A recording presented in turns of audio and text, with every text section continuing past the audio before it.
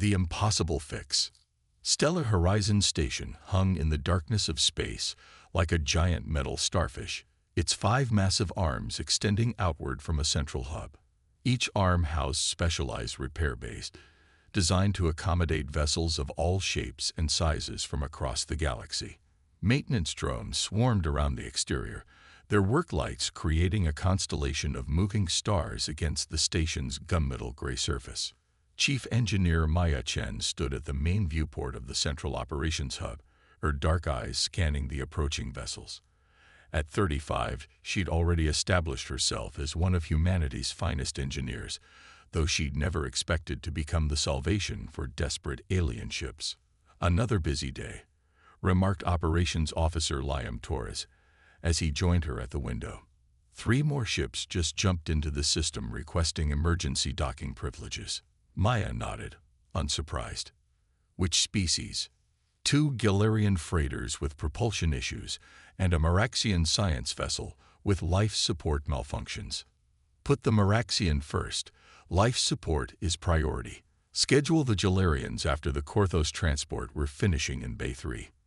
Humanity had only been part of the interstellar community for 38 years. They were technological infants compared to species like the Vexenar or Turlaxians, who had been traversing the stars for millennia. Yet in those few decades, human repair stations had gained a curious reputation that continued to baffle the older civilizations. "Chief Chen," the station's AI announced over the comm system, "we're receiving a priority distress call from a Vexenar warship. Their quantum drive has suffered catastrophic failure. They're requesting emergency assistance." Maya raised an eyebrow. The Vexenar rarely asked for help, especially from humans.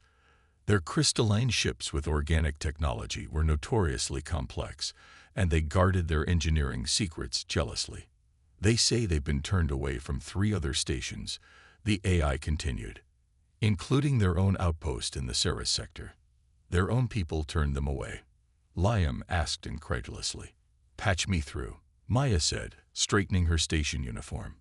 The main screen flickered to life, revealing the elongated face of a Vexenar commander. Its translucent skin showed the neural pathways pulsing beneath, a sign of extreme stress among their kind. "This is Commander Vexkel of the warship Crystalline Dominance." The alien's translation unit converted its high-pitched sounds into standard English. "Our quantum drive suffered critical damage during an encounter with a temporal anomaly. We are operating on auxiliary power only. Without repairs, our ship will begin to crystallize permanently in 14 of your hours." Maya knew what that meant. Vexenar ships were semi-organic, growing their crystalline hulls through a process humans still didn't fully understand. If the quantum drive failed completely, the crystallization process would accelerate uncontrollably, essentially turning the ship into a beautiful but useless sculpture. "Commander, this is Chief Engineer Maya Chen. We'll help you. Transmit your specifications and approach vector for Bay 1. We'll clear all other traffic." The Vexenar's neural pathways pulsed with a different pattern. "Surprise. Human Chen, our systems are classified. 3 repair stations, including our own, have declared the damage beyond repair without a complete drive replacement from our homeworld." Maya smiled slightly. "With all due respect, Commander, we won't know if we can help until we try, and humans have a different approach to impossible repairs." 6 hours later, Maya stood inside the cavernous engine room of the Crystalline Dominance, surrounded by towering columns of pulsating crystal that served as the ship's quantum drive. The Vexenar engineering team watched her warily as she examined the damaged central core, where fracture lines spread outward like a spider's web. The Vexenar chief engineer, whose name translated roughly as Crystal Harmonizer, hovered nearby. "The temporal anomaly disrupted the quantum harmonics," he explained reluctantly. "The fractures have contaminated the crystalline matrix. The only solution is to replace the entire core with one grown on our homeworld." Maya ran her scanner over the damaged sections, studying the results with intense concentration. "Your quantum harmonics are still present, just out of phase," she observed. "The crystal isn't dead, it's dissonant. Yes, that is why it must be replaced. The Vexnar insisted. The dissonance will spread until the entire ship crystallizes. Maya tapped her comm unit. Liam, bring me the sonic resonator array we salvaged from that Turlaxian cruiser last month, and the quantum frequency modulator we've been developing. The Vexnar engineers exchanged glances, their translucent skin rippling with confusion and doubt. Human Chen, Commander Vexkull said, our technology is based on principles your species has not yet mastered. The quantum harmonics require precise calibration that only our homeworld's growth chambers can provide. Maya nodded respectfully but continued her analysis. We may not grow quantum crystals, Commander, but humans understand resonance and vibration patterns. We've been making and fixing musical instruments for thousands of years before we reached space.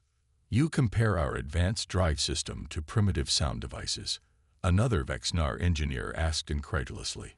At their core, they're not so different, Maya replied calmly. Both rely on harmonic frequencies and resonance patterns. Your drive crystals are just operating on a quantum level rather than an acoustic one. When Liam arrived with the requested equipment, Maya began setting up the sonic resonator array around the damaged crystal core. The device looked cobbled together, parts from at least 3 different alien technologies integrated with human components in ways their original designers never intended. What is this? Assembly? Vexcal asked, neural pathways pulsing with concern. Something we've been experimenting with, Maya explained as she calibrated the device. The Turlaxians use sonic technology to shape their ship components. We've modified it to work with quantum frequencies.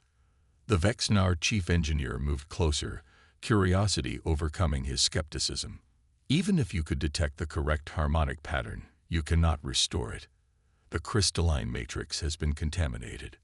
Maybe not restore it, but we might be able to realign it, Maya said. If we can identify the original resonance pattern and amplify it, we might override the dissonance. For the next 4 hours, Maya and her team worked alongside increasingly curious Vexnar engineers. They mapped the quantum frequencies of the undamaged sections of crystal, building a model of what the core's resonance should be. The human team moved with a fluid adaptability that bewildered the Vexnar, trying approaches, abandoning them when they failed, immediately pivoting to new solutions. You work without a proper protocol, observed one Vexnar engineer. We call it troubleshooting, replied Maya's assistant, Eliza Warren, as she reconfigured their equipment for the 3rd time. Sometimes the problem tells you how to fix it if you listen carefully enough. As the ship's countdown to permanent crystallization passed the halfway mark, Maya finally identified the dissonant frequency pattern causing the fractures to spread. There, she said, pointing to a visualization hovering above her diagnostic terminal. The temporal anomaly didn't just damage the crystal. It phase-shifted the quantum harmonics by exactly 0.47 degrees. That's why your systems can't recognize the pattern anymore. They're looking for the exact original frequency. The Vexnar chief engineer studied her findings, neural pathways pulsing rapidly. This may be correct, but even understanding the problem, we cannot realign a phase-shifted crystal matrix. Maya smiled. Maybe you can't, but we're going to try something unorthodox. She turned to her team. We're going to set up a counter-resonance field. Instead of trying to restore the original frequency directly, we'll generate its perfect opposite and use destructive interference to cancel out the dissonance. That is not possible, the Vexnar engineer stated flatly. Probably not, Maya agreed cheerfully, but we're going to try anyway. Under her direction, the human team repositioned the resonator array and began programming the quantum frequency modulator with the inverse pattern of the dissonance. The Vexnar watched with a mixture of fascination and horror as the humans modified expensive, precision equipment on the spot, sometimes using hand tools to adjust components that the Vexnar would only manipulate in sterile laboratories. When the countdown showed less than 2 hours remaining, Maya activated the modified array. A high-pitched whine filled the engine room as the device generated its counter-resonance field, For several tense minutes, nothing happened. Then, almost imperceptibly at first, the spreading fracture lines in the crystal core began to still. The dissonant pulses that had been rippling through the matrix slowed and weakened as the counter-resonance field strengthened. "It's working," Eliza whispered, watching her readings. "The phase shift is stabilizing." The Vexnar engineers crowded around their own instruments, neural pathways pulsing in patterns that the translation units identified as astonishment. "Impossible," whispered the chief engineer. "You are canceling the dissonance without direct manipulation of the matrix." "Not canceling," Maya corrected, making minute adjustments to the field generator. "We're creating a harmonic bridge, giving the crystal a path back to its natural frequency." Over the next hour, the fracture lines stopped spreading entirely. The crystal core's pulsations gradually returned to a more stable rhythm, though not identical to its original state. Commander Vexcal approached Maya as the repair team began the final adjustments. "You have prevented our ship's destruction using methods our own engineers declared impossible. How did you know this would work?" Maya shrugged. "We didn't, but humans have a saying, nothing's impossible until you've tried all the possible ways to fail." The commander's neural pathways pulsed in what might have been amusement. "A curious philosophy. Our approach is to perfect a single correct solution." "That works well when you have time to perfect things," Maya replied. "But out here, in the depths of space with limited resources and time, sometimes you need to improvise." As the crystalline dominance's systems returned to full functionality, the Vexnar engineers gathered around the human team, asking questions about their unorthodox approach. For perhaps the first time in their long history, the ancient species was learning something new from the galaxy's newcomers. Before departing, Commander Vexcal made an official log entry that would be transmitted throughout Vexnar space. "The human repair station has accomplished what our finest facilities could not. Their methods are unrefined, but remarkably effective. This information must be shared." Little did Maya know that this single repair would change humanity's place in the galaxy forever. Word spreads across the stars. 3 months after the Vexnar warship repair, Stellar Horizon Station was nearly unrecognizable. What had once been a moderately busy repair facility had transformed into the most sought-after technical hub in the sector. Ships from dozens of species formed a queue that stretched well beyond the station's traffic control perimeter, some waiting weeks for their turn in the repair bays. Maya Chen stood in her office, which now featured a wall-sized display tracking the overwhelming number of incoming requests. The station's 5 massive repair arms operated at full capacity around the clock, with crews working in rotating shifts to handle the demand. "We've had to turn away 17 ships this week alone," reported Liam, who now managed a team of traffic coordinators. "And look at this. We've got requests from species we've never even encountered before. Word is spreading faster than we can keep up." Maya rubbed her tired eyes. "We need to expand again. Talk to Sector Command about expediting the approval for the additional repair arms." "Already did," Liam replied. "They fast-tracked it after the Turlaxian High Council sent a formal commendation for our work on their flagship." The office door slid open, admitting Director Sofia Martinez, the station's civilian administrator. Her usually composed demeanor showed signs of strain. "Maya, we need to talk about the diplomatic situation," she said without preamble. "The Vexnar ambassador has requested a formal meeting." "Problems with the crystalline dominance repair?" Maya asked, concerned. "Quite the opposite," Sofia replied. "Since your repair work, 17 Vexnar vessels have diverted to our station rather than their own repair facilities. Their engineering guild is displeased." Maya sighed. "I shared all our findings with their engineers. They were present for the entire process." "Yes, but they're claiming your methods are disruptive to established protocols and potentially destabilizing to the engineering hierarchy." Sofia handed Maya a data tablet. "You've apparently violated several thousand years of their traditional repair doctrines." "By fixing their ships?"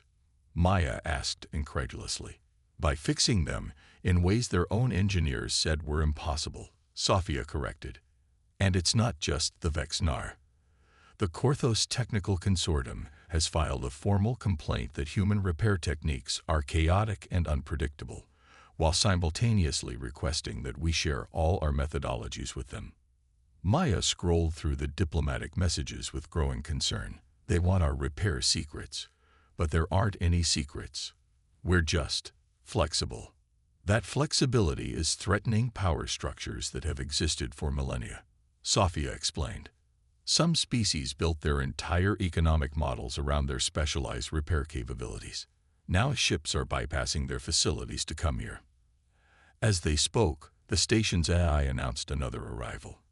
Turlaxian diplomatic vessel requesting priority docking. Ambassador Tirvex on board. Liam checked the system. They're not on the schedule. Must be important if they've sent their sector ambassador. When Ambassador Tirvex entered Maya's office an hour later, the gravity of the situation became clear. The ambassador, a tall, elegant being with iridescent skin that shifted colors with their mood, was accompanied by representatives from 3 other major species. Chief Engineer Chen. The Turlaxian ambassador began formally. I represent a coalition of concerned spacefaring nations regarding the disruption your repair methodologies are causing throughout this sector. Maya remained standing, matching the ambassador's formal tone. Our station provides repair services to any ship in need. Ambassador, we don't discriminate based on species or origin. That is precisely the issue, said the Korthos representative, a squat being with metal augmentations visible through its translucent environmental suit. For 10,000 years, the galactic repair infrastructure has operated on principles of specialization and established protocols. Each species contributes their particular expertise. Until humans arrived, added the Vexnar representative, with their haphazard approach that disregards established methods. Maya took a deep breath. With respect, ambassadors, we're simply doing what we've always done, solving problems with the resources available to us. If our approach works better in some cases, that's not a diplomatic issue. It's just good engineering. The Turlaxian skin shifted to a deep blue, indicating displeasure in their species. 3 major repair conglomerates in neighboring sectors have reported a 70% decrease in traffic since your station's reputation spread. The economic implications are severe. Director Sophia stepped forward. Perhaps there's a compromise we can reach. The last thing humanity wants is to create interstellar tensions. For the next several hours, the discussion circled around proposals and counter-proposals.